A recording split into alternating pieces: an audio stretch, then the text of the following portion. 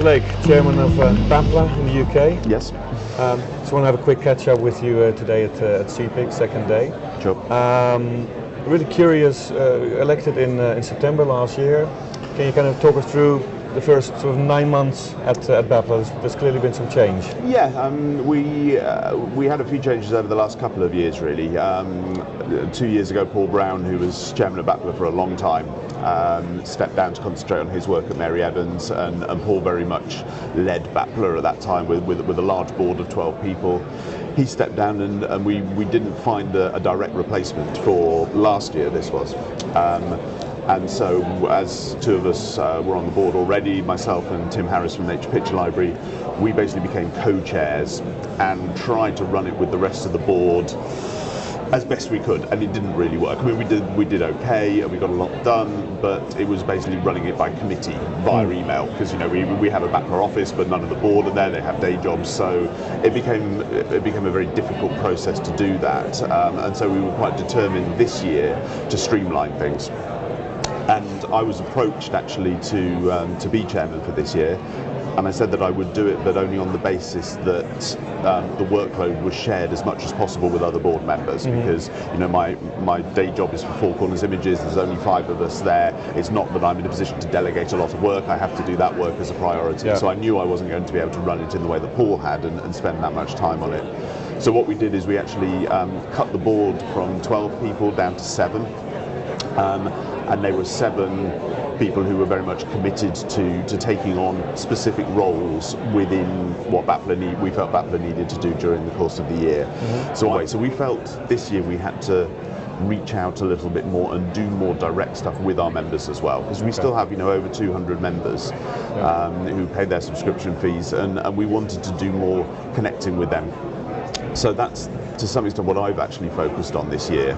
And we did the reception the other night, which was at the British Embassy in Berlin for Cepic, because we found out that Cepic weren't going to do their opening night party that they normally do, and they were doing one in the middle of the week last night, which was great. But we felt that there was a gap there, and that we could do something, and so we actually had 32, I think, UK libraries hosting the reception for their guests, and it was in the British Embassy in Berlin. We got UK Trade and Industry were involved in it to facilitate that, and Paul Schwelt from Our Ubiquitous did an enormous amount of work to help put that on, and that was a great event, and it was an event that the members can appreciate, can see immediate benefit from, that Bapla and their trade association is working for them. And one other event that I would like to flag up that we're doing in September, which is another new thing, is an event called Focus.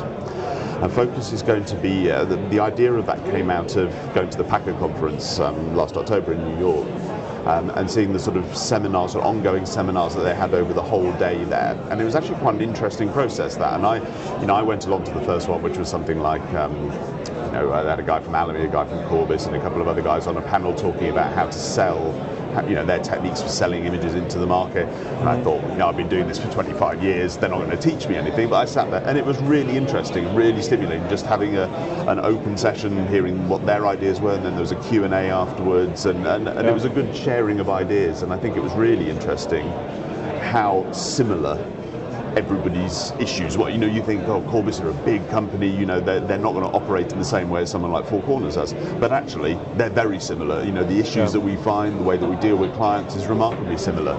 And I came away from that thinking, if we could do something like that in the UK, there's so many, the majority of the Bapla membership are small and medium-sized libraries. And I think there is a sort of inbuilt suspicion of what the big guys are doing, that Getty and Alamy and Corbis and people like that are somehow running some sort of different kind of business. And I wanted to get an opportunity for people to actually come together and realise that there's a lot of common ground here, and actually a lot of the time people are believing in the same things and trying to achieve the same ends. So what we're doing in September is an all-day event. It's going to be at the Wellcome Trust on Euston Road. They have a really nice space there, and we're going to do a little bit like that. We're going to have a breakfast for people who want to start. The Bapla AGM will be first up on the agenda, so we'll get that done. It's a conference in principle, and then there's going to be 4 sessions for about an hour and a half each, which are, if I can remember, There's a picture buyers panel, so we want buyers to come and talk about their experience of licensing images from agencies, what restrictions are they placed under, how does their budget work, all of that side of things, which I think will be interesting for the agencies to hear that.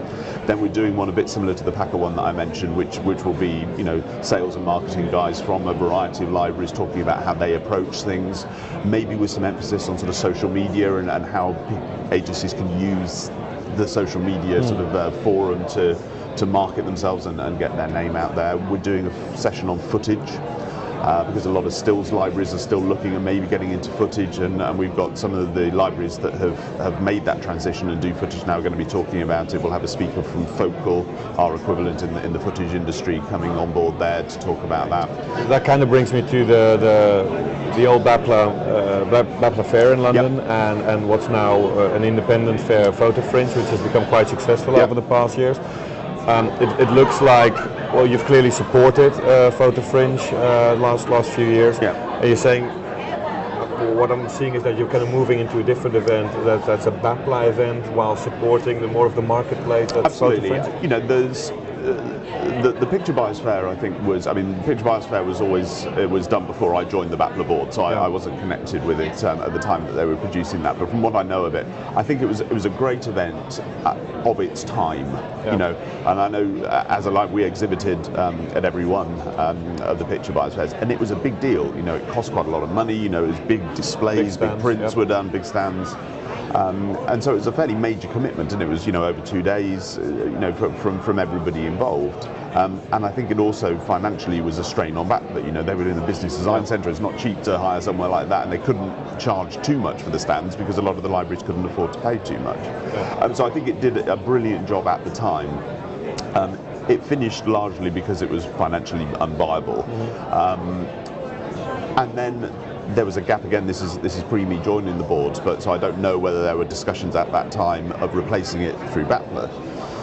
But then Top Photo came on with the idea of doing Photo Fringe, you know, doing it very much as a not-for-profit thing, slimmed down, you know, digital. You don't need all these displays. You can just do it on a laptop. You can do it on an iPad. You know, very similar to obviously the Cepic model in terms of the tables, and it's worked brilliantly. You know, and we see from, you know, as I said, from Bapla, we're supportive of it. You know, we market it, we promote it as much as we can. We're not connected with it in any official way at all. We have a representation there each time, but it's not our event by any means. And we see absolutely no need to trample on that territory. They do it very well. It's got a real established reputation now. I think, you know, why would we try and put something alongside it? We'd only be cannibalising what they're already doing really effectively. And so while supporting that, you're creating and this, then we this want new, to do something a little avenue. bit different, which is you know, slightly less client focused. Although, as I said, we do want picture buyers there, and I think they would get a lot out of it from an understanding of what how libraries are approaching things. So we hope that will be a complementary event. And you know, Photo Fringe is in spring. We're doing this in autumn. So you know, we feel it could work alongside it quite nicely. Yeah, it sounds like a trade fair, and that's Photo Fringe, and a kind of a learning content-filled event. More of a sort of discussion forum rather than. I mean, we may well have a sort of, you know, sponsorship opportunities where people can have a table at the entrance and give out some literature or something like that. That's all fine. But no, it's not going to be a library to client focused thing, because Photo Fringe does that very effectively. Sure, absolutely. One question, you mentioned the lobbying a little bit some time ago, and clearly Cepic is doing some of that as well, and there's some cases against Google. You mentioned some of the lobbying is coming to an end right now, or might be coming to an end. It never really stops, I guess. Is now getting passed, but it just goes into a different phase now, I think. Can you explain what the lobbying, what you were lobbying about, and what the outcome could be? Well, without, we could be here for the rest of the afternoon if I go into it in any great detail. In effect, it's, you know, our role is to protect the foundations of the image licensing industry. I mean, if that doesn't sound too pompous, but I mean that underpins it all. We're not particularly interested in the minutiae of the actual legislation and what have you. We're just concerned, and I also think it's probably fair to say that we don't feel that there's an agenda at government level or with the intellectual property office, whoever's driving this, to undermine our industry in any way. It's just that what they're trying to achieve, which is very much a streamlining of copyright, trying to make it easier for content to be accessed and content to be licensed and content to be used, and this is not just images, this is music, audio, everything. In the process of doing that, and we're fine with that, our industry in itself has taken huge steps towards streamlining its processes and making it a very frictionless way of accessing content, is that they don't throw the baby out with the bathwater. They don't, by doing that, actually undercut and undermine the basis of a licensing industry like the image industry is. And we have concerns that some of the legislation could be used or exploited in a certain way to actually do that without that being the intention in the first place. So it's been very much a question of protecting and trying to put our case and explain how our industry works and the concerns we have over what might happen if the legislation is put through without due care and attention, basically. We've not changed, we've not ripped it up and got them to start again. We don't have that power to do that. Are you feeling we have an audience? Absolutely, we've been recognised. And Bapla, compared with some of the big trade associations in the music industry, the record, the publishing industry, we're a very small fry. We have very limited resources. It's not an industry that has a particularly loud voice at that level. And I think that the enormous amount of work that's been done, if it's done nothing else, it's put us on that national stage now where we're being listened to. They may be listening and then not taking any notice, but they are listening, whereas previously they didn't even know who we were. Yeah. And we've got in at that level. We've had meetings with MPs, meetings with people of the House of Lords. We are a recognised part of the process now.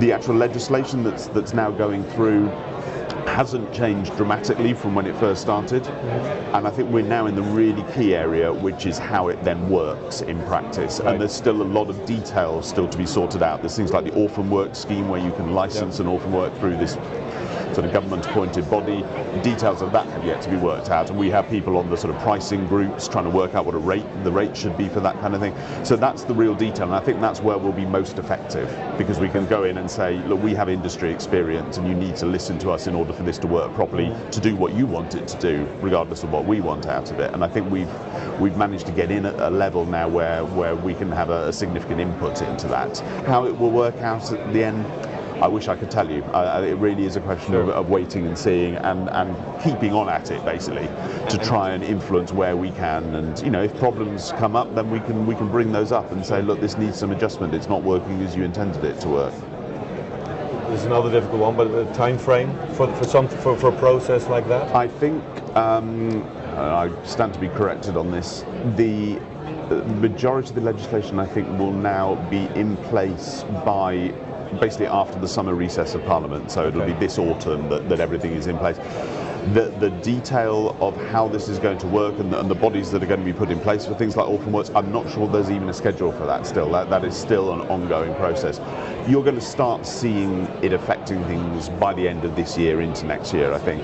How dramatic, how much your average picture library will be affected by it in practical day-to-day terms, I'm not sure anybody knows that yet. I think it needs to play out before we can see that. It may well depend to some extent on the kind of content you have. A fine art library, a historical library, which is dealing with stuff that's out of copyright, or orphan works where the original author is not known, are clearly going to be more affected than Four Corners are, where we have a small body of active photographers. It's probably not going to particularly impinge on what we do. But Bapla has to obviously look at the interests of all its members, and some it's going to affect more immediately than others. In the meantime, we'll look out for the Focus event in September. Yes, yes. Have a look on the Bapla website. We'll be signposting to that, and more details will be coming out over the next few months as we piece that together. Brilliant. Thanks a lot, and good luck rest of the day and tomorrow. Thanks very much. Thanks, Marco.